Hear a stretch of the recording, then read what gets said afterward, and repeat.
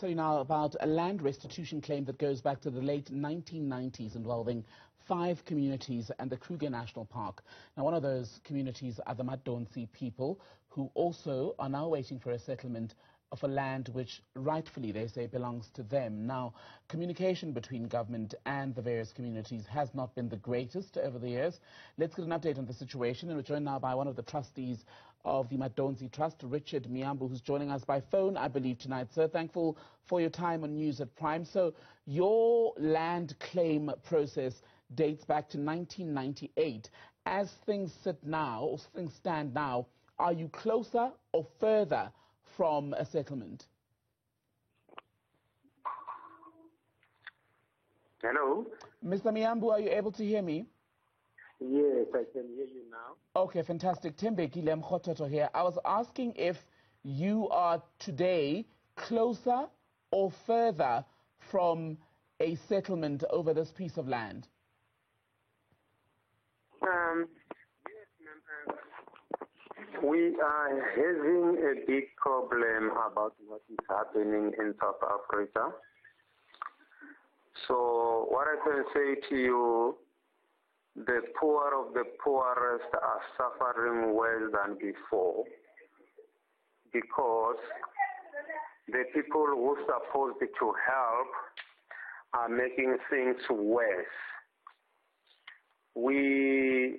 Since from 1998, we claim a piece of land in Kruger National Park. So these people, they've been duck and diving about this. They came up with beneficiaries which they didn't implement. They tried by all means to do it on their own and impose it to us. When we reject it, you know, they are trying by all means to push us out, which means they are instructing us. At the same time, they are making business on our land. We are benefiting nothing from it. So that is the very, very, very big problem from our community. That is the land of our forefathers. Who is trying to push you out? Let me say the officials of the government. We tried by all means, Kruger National Park officials, the rural officials, and DEFF officials, because we complain from them, but they are doing nothing about it. That's why we are saying these people, they are together. They are playing hide and seek. So that is a very, very big problem. Most of our community, most of the people who started this, they passed away. And we have got, Limpopo is a place where there is no job in most of the time. Not in most of, there is not, we have got millions of youth who are not working. We are capable to start our own project, but these Sandpark people, they are denying us an opportunity to do business. So just to be clear, sir, in 2019, government, you referenced government, Minister Barbara Creecy and others had said that they wanted a mediator appointed. A mediator was indeed appointed. And then that mediator this year said they were no longer available to assist. Do you think you can continue with this process without a mediator? You know, it's unbelievable. They hired a mediator. That mediator took 6 months without meeting the claimant. At the same time, he resigned. I don't know, they paid him for nothing. If it is to say they paid him for nothing. What is really, it's unbelievable. Our own government, who are playing the poor of the poorest. But at the same time, they are acting like as they take care of the poor of the poorest. They don't care about the poor of the poorest.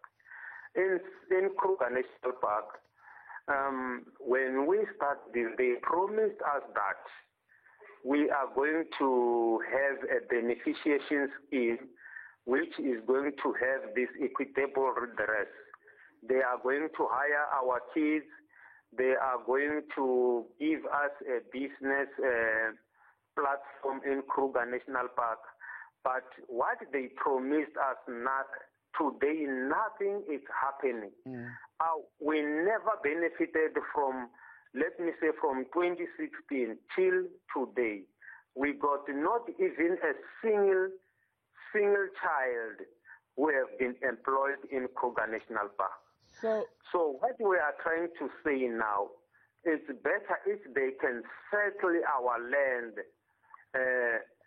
with a current land value, and then we depart, we can take our way. They settle this with 610 rand per hectare. It's unbelievable in Kruger National Park. This is a daylight robbery.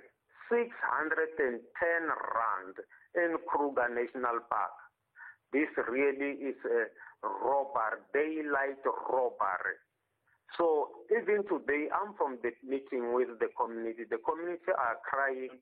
One of the good days, I think all of these old ladies and old men, we are going to sit or we are going to sit on the gate of Kruger National Park. Maybe they will take us seriously. You understand? You know, it's disgusting, let me put it like that, the way it's happening.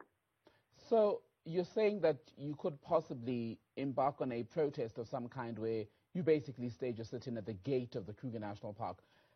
Are you at this point losing hope that this issue will be settled? You know, we have lost the hope. That's why I'm saying I think it can be better if they can settle, they can buy us out. Because, you know, let me give you an example. They settled the Malamala people, the Malamala land, with 75,000 rand. And on our side is 610. And look the gap. So we are frustrated now. The people, the old ladies, you know, they are crying. Some of the people, they think we as an executive, we as trust members, we are using their money, we are eating their money. So by so doing, they caused a division. Okay. There is a fight amongst the communities. Today, Richard as we speak. Miyambu from the Madonsi Trust. Good to speak to you, sir. I wish we could speak longer, but we are out of time. For now, thank you for your time. We'll be touching base with you and hopefully the various entities involved in the land restitution process as far as your claim over the coming days. Thank you for now.